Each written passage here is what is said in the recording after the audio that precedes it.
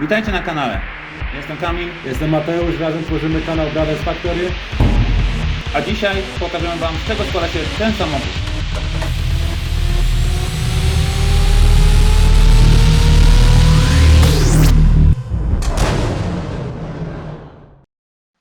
W tym materiale opowiemy o wszystkich przeróbkach, które dotychczas wykonaliśmy w BMW E34. Zadawaliście wiele pytań pod poprzednimi naszymi filmami, dlatego teraz postaramy się na nie wszystkie odpowiedzieć. W filmie będą pojawiać się fragmenty z innych naszych nagrań. Jeżeli jesteście ciekawi tych filmów, będą Wam się wyświetlać linki na ekranie, a teraz zapraszam do oglądania.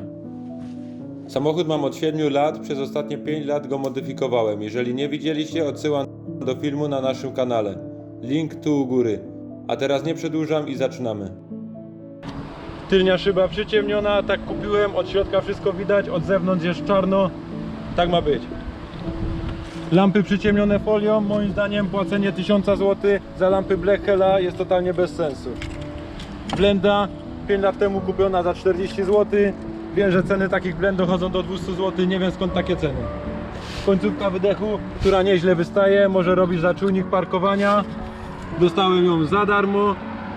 Rura, goła rura od samego silnika do samego końca. Dla mnie dźwięk jest świetny, a i czarna chmurka też jest spoko. How dare you!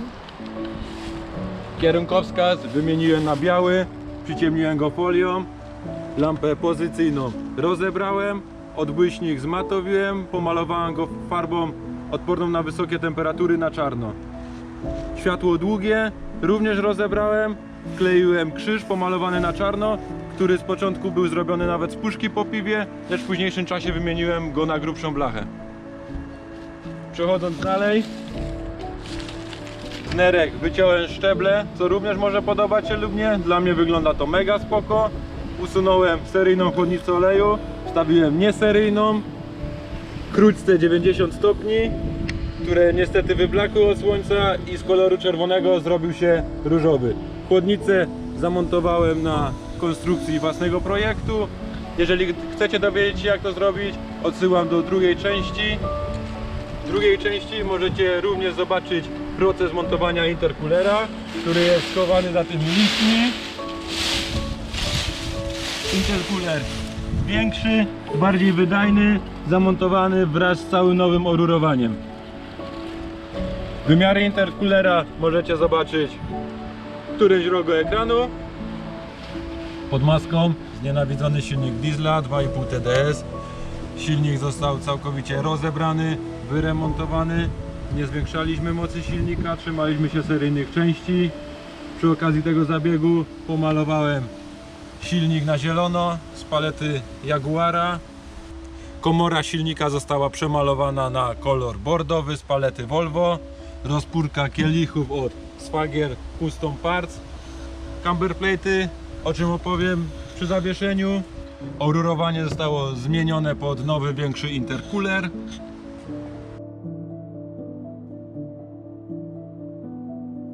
Opowiem o zawieszeniu, bo przeszło naprawdę długą drogę. Wszystkie elementy gumowe zostały wymienione na żółty poliuretan.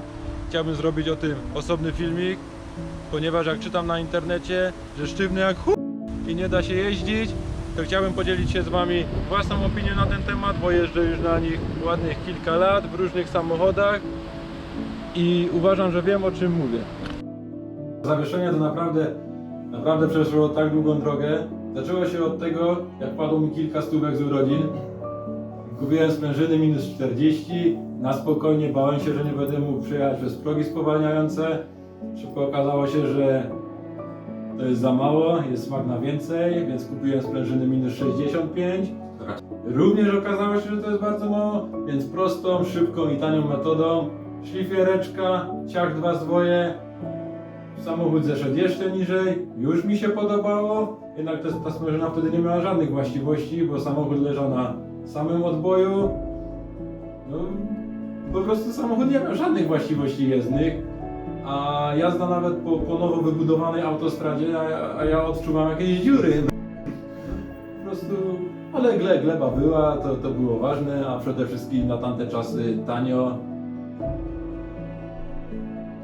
Kolumny MacPhersona od PK Coilovers, 4 lata temu, jak montowałem ten gwint, było bardzo ciężko z dostępnością gwintu na rynku. W zasadzie wszystko zamykało się na PK Coilovers. Jestem bardzo zadowolony z tego gwintu, da się zejść bardzo nisko. W zasadzie jeszcze kilka zwojów zostało. Negatyw ustawiony na camber platesach, podczas gdy camber plates do kolumny jest mocowany na 8 śrubach. Usunąłem 4 z nich, żeby szło ustawić koło na jeszcze mocniejszy negatyw. Górny wahacz został zmieniony na wahacz z modelu E32, który jest dłuższy. Gdyby to tak zostawić, koło ustawiłoby się w pozytyw. W modelu E34 jest ta sama belka pod silnikiem co w modelu E32, różni się tylko otworami mocującymi pod dolny wahacz. W tym przypadku należy przełożyć dolny wahacz w otwór montażowy znajdujący się bliżej koła, co powoduje wyprostowanie koła i szerszy rozstaw osi. Przechodząc do elementów, które wzbudzają najwięcej kontrowersji i pytań, są felgi. Felga bazowa firmy Keskin, a raczej to co z niej zostało, czyli rotor. Felga była szeroka na 8,5 cala, przednie zostały poszerzone na 10 cali, lakier chromowany natryskowo. Aby felga nie tarła o kolumnę MacPhersona, został założony dystans 3,5 cm. Długo zastanawiałem się, jak szerokie mają być felgi w tym samochodzie, a wiedziałem, że muszą być szerokie. Wybór padł na 13 cali, jednak w międzyczasie zobaczyłem projekt, który niektórzy mogą kojarzyć. Było to zielone E24 stylizowane na samolot myśliwski. O ile pamiętam, były tam felgi 13-calowe. Wiedziałem, że muszę mieć więcej, dlatego wybór padł na 13,5 cala. Jest to tak szeroko, jakby zespawać dwie felgi z Cinquecento razem na szerokość. Gdy wysłałem te felgi do poszerzenia, dowiedziałem się, że za te dodatkowe pół cala muszę znacznie więcej dopłacić, ponieważ firma musi ściągnąć materiał z zagranicy. Nie mogłem odpuścić, musiałem mieć więcej. Dotychczas nie widziałem szerszej felgi jednoczęściowej, aluminiowej na żadnym zlocie.